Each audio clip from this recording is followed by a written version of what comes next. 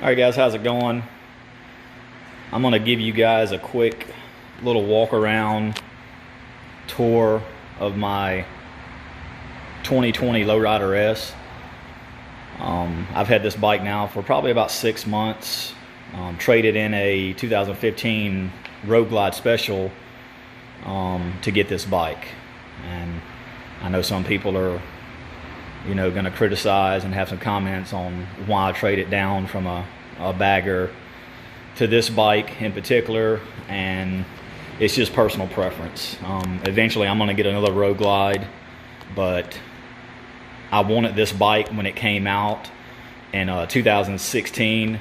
It was actually the 17 model Dyna version of this motorcycle, and I wanted it then, but I had just purchased my 15 Road Glide, so I couldn't see, letting go of that bike then. I wanted to do some traveling. Me and my dad did a cross-country trip from South Alabama, where I'm at now, over to Portland, Oregon. So I got my long trip out of the way. I put close to 70,000 miles on the Road Glide. Before that, I had a Dyna Street Bob 05 and traded it in for the Road Glide, and then once again, as I've already stated, traded the Road Glide in on this 2020 Softail Lowrider S. So everything that I'm going to show you guys in my little walk around here is aftermarket parts, some Harley, some not, that I actually purchased and put on myself, did all the work myself. Dealership, didn't do anything other than my 1,000-mile service. Everything I did here that I'm going to show you, I did with some, basic tools, standard Craftsman tool set that my wife got me for Christmas this past year. So, not a mechanic by no stretch of the imagination, but I've watched enough videos and turned enough wrenches on my own bikes in the past and helped out buddies who are mechanics to know enough not to get myself in trouble. And if it's something I'm uncomfortable with, I won't do it without help, or I'll just take it somewhere. So without further ado, once again, let's go ahead and start walking around the bike, and I'll show you just some things and try to get you some good shots, zoom in. I do have the fan going in the background. Hopefully that's not messing with the noise quality of the video, but we're in South Alabama and it's pretty hot and humid right now, so got to have some kind of air circulating around here. So once again, 2020 Lowrider S. It's got the 114 Milwaukee 8. I chose to keep the stock intake. I did purchase an aftermarket intake that I was going to put on, but I just decided I like the look better of this intake, and it's pretty much already a stage 1 with that intake anyway once you add the pipes, which I did. I put the Vance and Hines Pro pipe. It's a 2-in-1 and very nice pipe. It comes in different colors, chrome or black. I got the blacked out to keep the blacked out theme. The pipes that came on the bike were a 2-out, and they look good, but they just, like everything from the factory, the sound and performance wasn't what I wanted. So that was one of my first changes, was adding the pipes, and then along with the pipes I also added a Vance and Hines Fuel Pack 3, which I've had in every one of my bikes that I've owned so far. You may see my little daughter running around in the background. I'm on daddy daycare because of this quarantine right now. So anyway, put the Vance and Hines short Pro pipe on there, kept the stock intake, and added a Vance and Hines Fuel Pack 3. It's easy plug and play. You download a CAN map, and I actually had Vance and Hines send me a map because I also added cruise control, which I'll get to in a minute. And then you can go into an auto-tune session, auto-tune it, flash that map to your bike, and you're set. If you ever make any more changes, you can go back in, Vance and Hines. It's pretty easy to add whatever new features you did to the bike, tweak things here and there. That's a whole nother video in itself, and it would, you know, that could go on for an hour. So pipes, fuel pack 3. I bought the quarter fairing, the Harley Davidson quarter fairing from Harley, and installed it on the bike. Once again, everything I'm showing you here I did myself. Not sure if I'm gonna keep this fairing or not. I like the looks of it, and it kind of flows good with the bike, but as far as wind protection and keeping the wind out of, you know, right out of my face, I'm not a tall guy. I'm about 5'9", but the wind comes up, and I mean, it pretty much hits me right in my forehead area.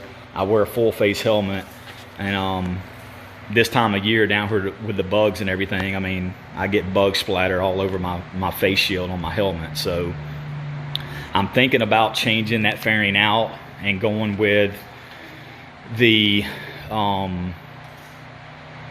Memphis shades and trying that one out. I think it's called the Road Warrior, and give it a go, because like I said, this fairing, even though it looks good and it's made by Harley, it just isn't doing what I want it to do as far as keeping the wind off my face. And since I'm up here at the front of the bike, I also added LED turn signals, both front and rear, and those are from Rouge riders. Easy, once again, plug and play. You take the covers off,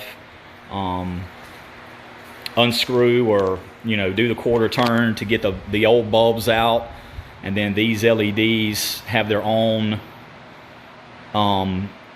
built in that goes right into the stock socket of your turn signal. So plug and play, remove the old bulb, put those in, put the cover back on. You can keep the stock covers, or Rouge riders sells, you know, different types, blacked out, smoke, and I've got the smoke here. So there you go on the front, and these things are you know, good to go. It's almost like having an extra headlight on each side of your bike, almost like having an auxiliary light. I don't have my key out here with me right now, or I would turn it on and you could see it, but when the bike is running, the white lights or the LEDs are actually on with the headlight, which provides you more coverage at night. And then when you turn the turn signal on, it goes from white to amber to signify your turns. Once again, here in the back, I put them in the back too. They go same thing. They're LEDs, as you can see, which a lot better than the stock stuff. Back over here to the front, I installed a set of Lucky Dave's Lucky 13s T-bars. I went with those because I've got a few buddies here that they had them on their bikes, Dynas, Softails. I even got one buddy, he put them on his new Road Glide. So I took their recommendation. I went with those, and so far I'm pleased. Once again, installed them myself, ran the wires internally. I did have to extend my brake and clutch line, and with those, maybe hard to tell here in the video, but I went with braided cables, and these are from Magnum Shielding, or Magnum Shield. They make all kind of cables for motorcycles, all years, makes and models, and I went with those for this. That was probably my hardest modification that I've done so far to the bike, just for the simple fact that, once again, I'm not a mechanic, and I was almost about to take it to the dealership or have a buddy of mine who is a mechanic come over to help me out. But I wanted to give it a go and see if I could do it myself, and I did. It turned out you know, it turned out perfect. I watched a few videos, did some research, and it turned out good. So the hardest part was running that clutch cable down, and then I actually had to take off the clutch cover over here. You have to remove this, and there's a bunch of stuff you have to do internal. Once again, whole nother topic in itself, but I was able to do it on my own, and I've had no issues with it since. It's been fine. I adjusted the clutch on my own. Everything was good to go. So new cables, clutch cable, and brake line. As you can see up at the top of the bars, because the gauges were right here on the gas tank, I chose to go with some gauge pods, and they were from KNS Customs. They're a company out of Canada.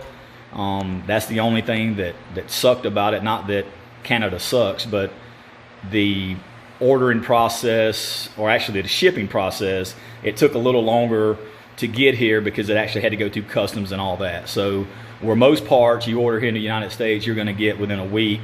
It took these things about 2 weeks to get here, and I actually just put these on yesterday. So once again, very high quality part, powder coated with the wrinkle black to match some of the accessories on the bike. You use your existing gauges, you just remove those, and then you insert them into the new cluster cage, whatever you want to call it. And then it's got a little bracket underneath here where you clamp it to the bars, and it's made specifically for these bars, and they make different versions for other bars also. And then I bought a wiring harness extension from Gorilla Cables just to extend the wires so that I could get the wires to come up to that length. Once again, everything was plug and play.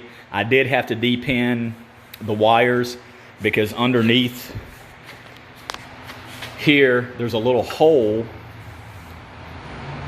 and the terminal won't go through that little hole. So you have to take the little cage off, and to do that you have to de-pin it. But once again, not a mechanic, did some research, and I did it on my own, and it works fine.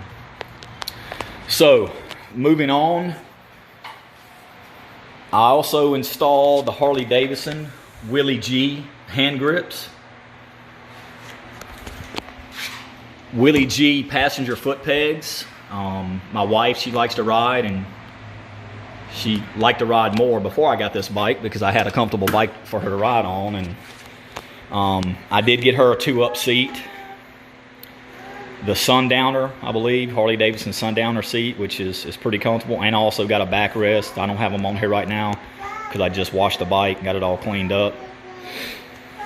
And then my last modification that I made, real quick, along with the instrument gauges here, I got the block off plate. So this plate right here pretty much covers that area where your instruments used to be. So without this cover being here, there would just be the hole, and you'd be able to see the inside all the way down to the gas tank, the brackets and all that stuff. So they sell this cover right here to pretty much cover that area up. It uses the existing bolts, and it just plants right down on there. It's powder coated, made of metal, and it also matches the wrinkle black finish of the stock instrument panel. And then once again, the last modification that I made, and I actually just installed these things today, was from Flow Motorsports, and these are the MX foot pegs. I got the foot pegs on both sides, right and left. Also, as you can see here, I got the shifter, the lever and the foot peg. It came together as a unit. And then on the right side of the bike, where the brake side is, I got the brake lever and peg, and then obviously the right foot peg. Once again, that's from Flow Motorsports. They primarily are in the business of motocross, but they've gotten into the cruiser V-twin sector here, I guess recently, and I'm not sure how long, but and I've yet to ride it. I've literally just put these things on here today, and I have not test rode it yet. I'm gonna do that as soon as my wife gets home from work, and we can do the handoff on my little girl. I'm gonna take it out for a spin and see how those things perform. But from everything I hear, they grip. Harley makes a version of these, and I actually think Harleys are a little bit more expensive than what these are, and I think these are better quality. I've got nothing but good reviews. All the reviews I read on these things, people seem to like them. They're kind of all the rave right now. In the Dyna soft tail line now, and we'll see how they do. So I think that's about it. I think that's all the upgrades that I've done to the bike so far. As far as the engine and everything, like I said, all that's the same other than the pipes, the fuel pack 3, which does make a difference. That's pretty much a stage 1. So for you that are not familiar with that, you're looking at a stage 1 with an intake, pipes, and a tuner. But yeah, like I said, so far, I mean, I love the bike.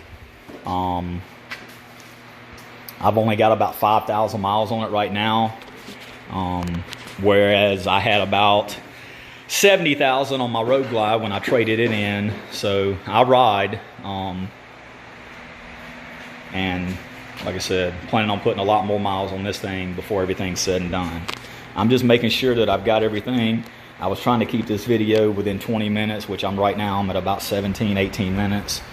So I'm just making sure that I didn't skip over anything that I've done to the bike. And if you've got any questions, I'm not a YouTuber. I'm not a person who posts a lot of videos.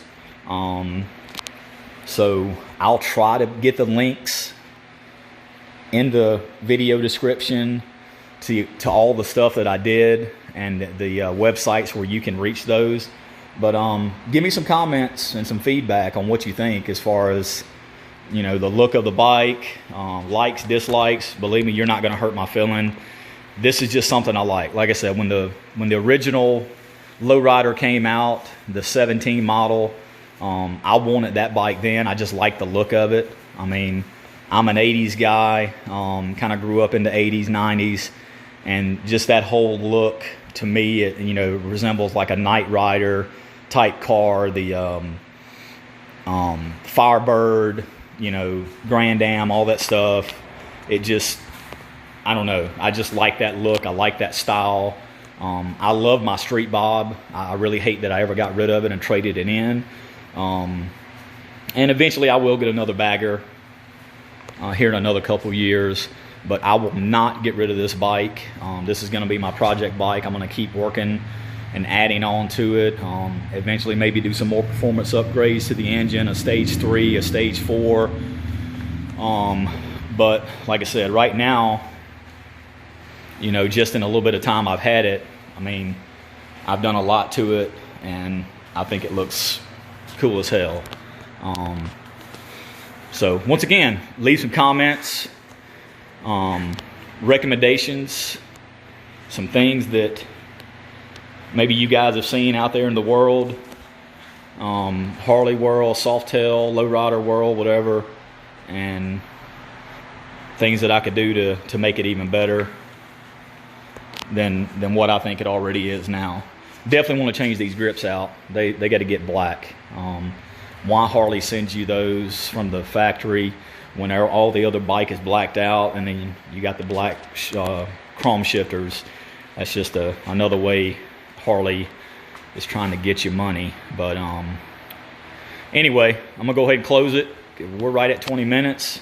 Hopefully you enjoyed the video. And once again, if you got any questions, just hit me up in the comments. And like I said, I'll try to post all the links to